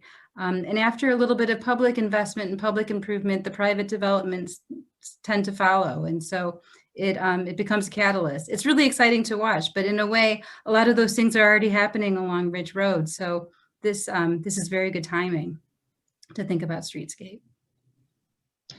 Great. Okay. Next question is from Leah Kilabarda Funston. And she says, if more people use these spaces, assuming some at night, are we looking at best practices to make spaces safe at night? E.g., Yes. and then she says, for e.g., for example, purple light stations on university campuses.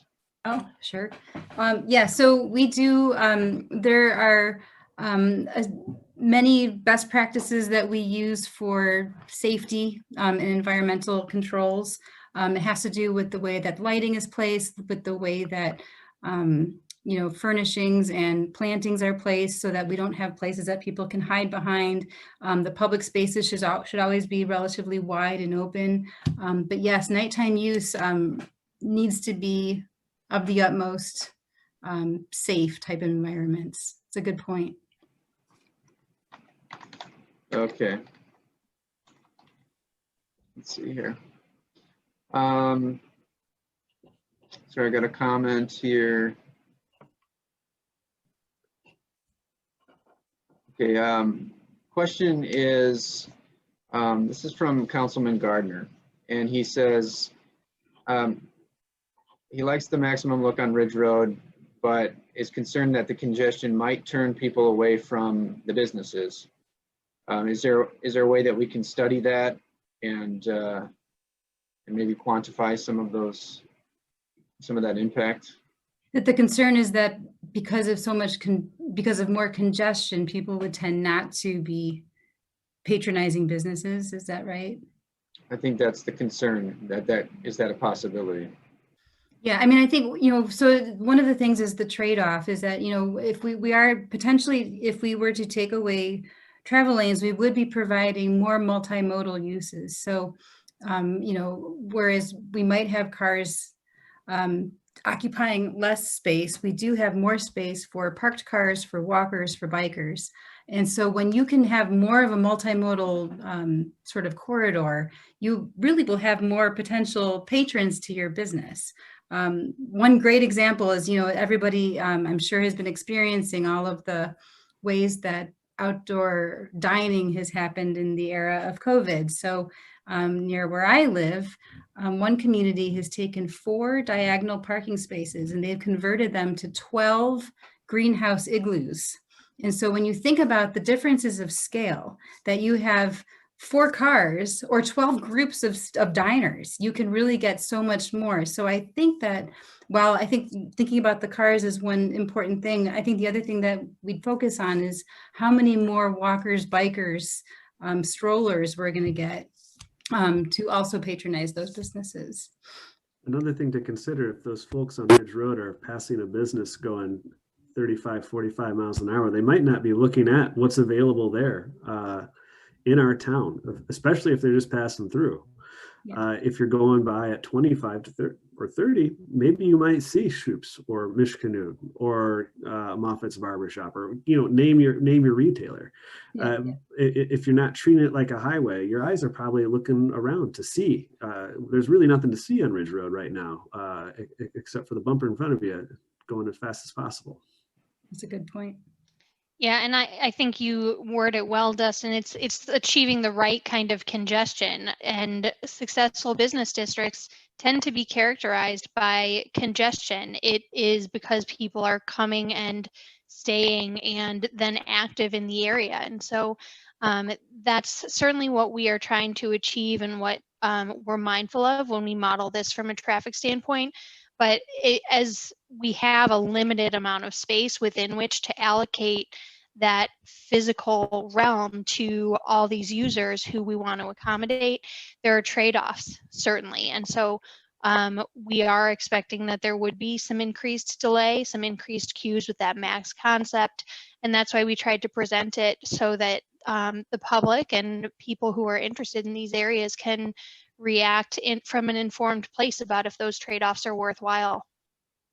I think it's interesting when we talk about traffic. I think my office, me personally, when people complain about traffic, they're really complaining about the speed at which cars go.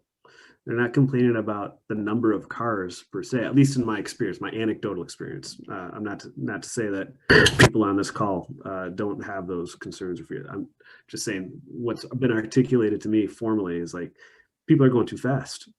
And when I hear, there's no parking there, there's nowhere to park, right? I think it's interesting because people will be willing to park if they can have an interesting walk. I think when people say there's no parking, they're like, I don't want to go to Meijer and park out in the sticks, right? I don't want to park by the Taco Bell at Meijer because you know the one I'm talking about on 41, right? And who wants to walk that? There's nothing to see. Some cars. Maybe you get hit, maybe you don't get hit. If you create in a built environment that's friendly, engaging, that you want to be, just parking everywhere. And you don't mind it because there's other things to see, you feel safe. And it becomes an experience rather than a chore. So I think, to kind of think about how we conceptualize those concepts of parking and speed and traffic, I think we're doing really a service to the community by having this exercise. Well said. Great. Question from, I think this is the name of a phone, not a person, Galaxy A51. Will the planted medians inhibit snow plowing? That's a great question. So when we've done landscape medians in the past, typically we'll have, a band of sodded lawn between the back of the median. This is very technical planty type stuff. But anyways, we'll have a band of lawn that's like a 3-foot mow strip between the back of curb and the planting bed. And what that does is that allows for easy mowing and easy maintenance, keeps the mulch from spewing onto the roadway, but it also provides a place for snow plowing to pile their snow. And then all the plantings that would be selected would be, relatively low perennial or grassy type plantings that could handle being piled with snow, or trees that have sort of a canopy to them that also don't mind snow near them. But that's a great question. And I think snow is in our forecast. Okay, next question is from Michael G. again. And he says, the question put forth about landscaped medians was in regards to any concerns for business access, but no mention of the issues of left turn onto cross streets. Even without a landscaped middle turn lane, there's already backup of the left turn lane eastbound from southbound Calumet. The loss of the middle lane would further back up the through lane.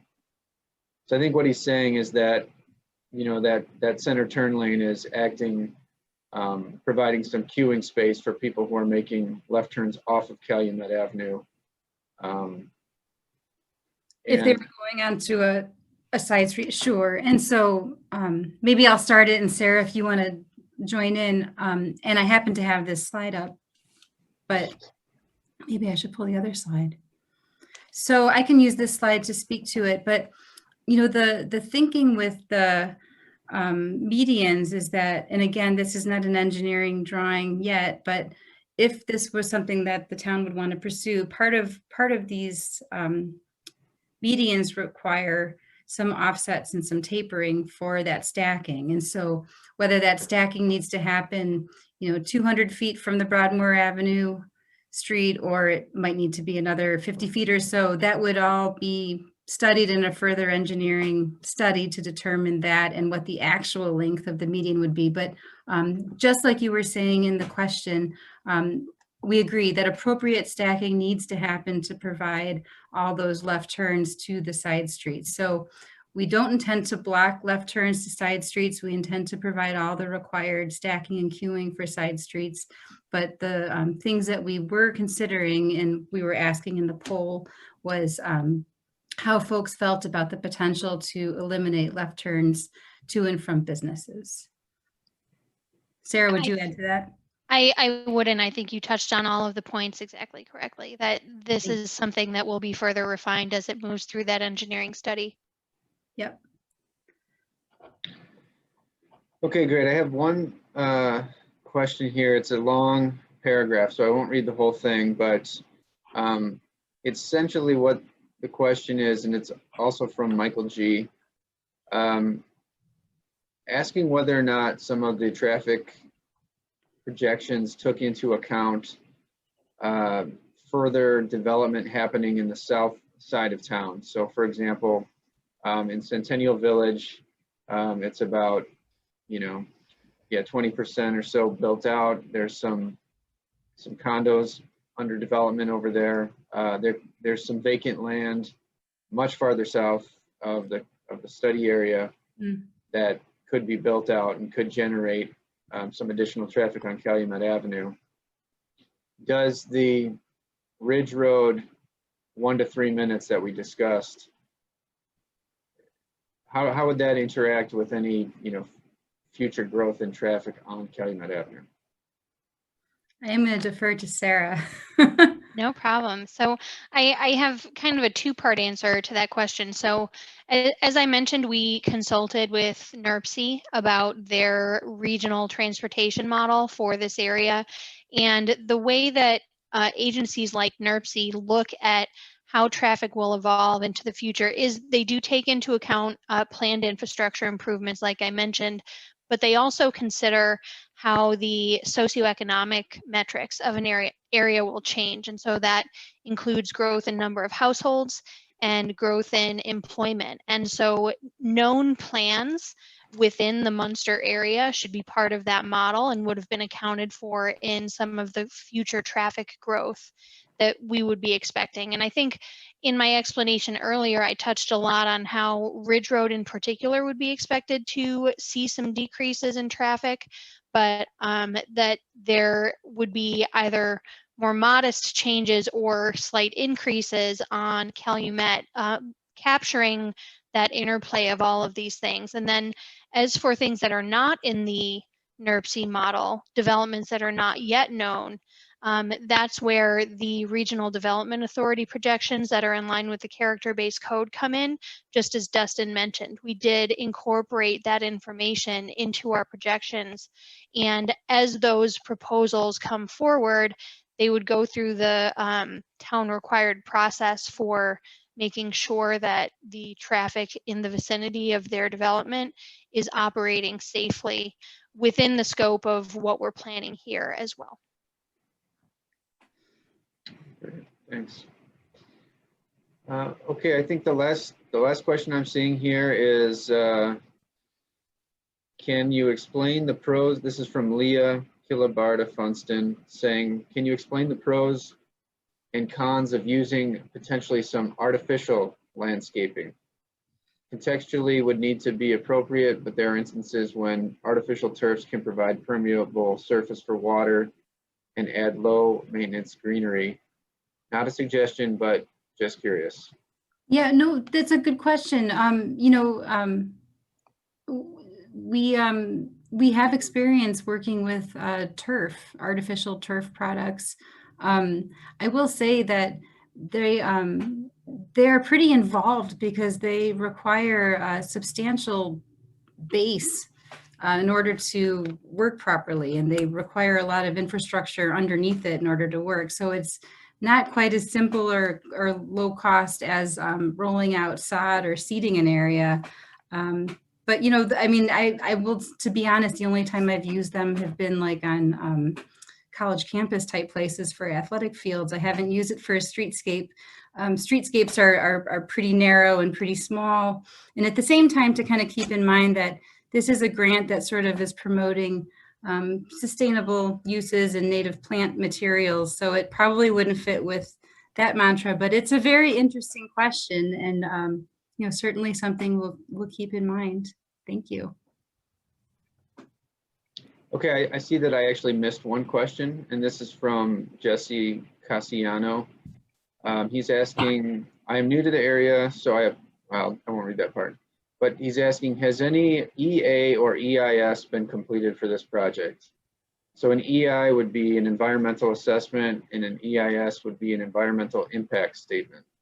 Right. Thank you for that question. So as we mentioned earlier, this is a planning level study. So the short answer is no, nothing like that has taken place. That said, you know, with planning level studies, we are really just in concept level planning. We're trying to understand what's the appetite by the community, by the council, so that the council can and the town could then have some good information about what the vision is to then move forward. So if a desire was to move forward with a portion of a streetscape or the North Gateway or some other element that we've talked here in the plans, there would be additional studies done, including engineering studies and traffic studies like Sarah mentioned. But no EIS is part of this study. Okay, someone just came in here.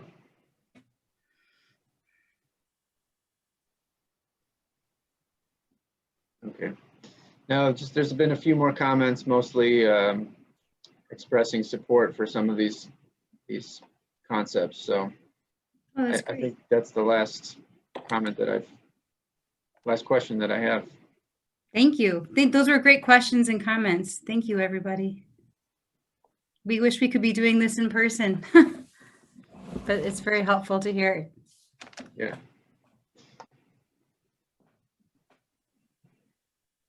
Okay, so that's essentially concludes the virtual public open house for the Ridge Road and Calumet Avenue streetscaping plan. As we discussed earlier, this is not the end. There will still be some additional public involvement opportunities. There will probably be another virtual public meeting like this, unless something changes dramatically in the next few months. And there will be online at munster-streetscape.org. You can complete our second online poll. So we'll be taking all that information and continuing to refine these concepts, and hope to have a final plan in probably March or April of 2021. Dustin, did you want to say a few words before we conclude? I just wanted to thank the few diehards that stuck it out for the entirety of the Q&A. You guys are the most informed residents of the town of Munster this evening. And I also like to, in all seriousness, I mean, it takes the kind of person who's going to watch this from front to back to make a community great. And the fact that we had so many people stick it out on a Thursday night via Zoom, after work, after dinner. I mean, that's a testament to your commitment to the town, and we're better for it. So thank you very much. Tell the people you know that this is being recorded. We're going to post it. They can watch it later, and they can even skip the Q&A if they want. And that we're going to continue this conversation with the public.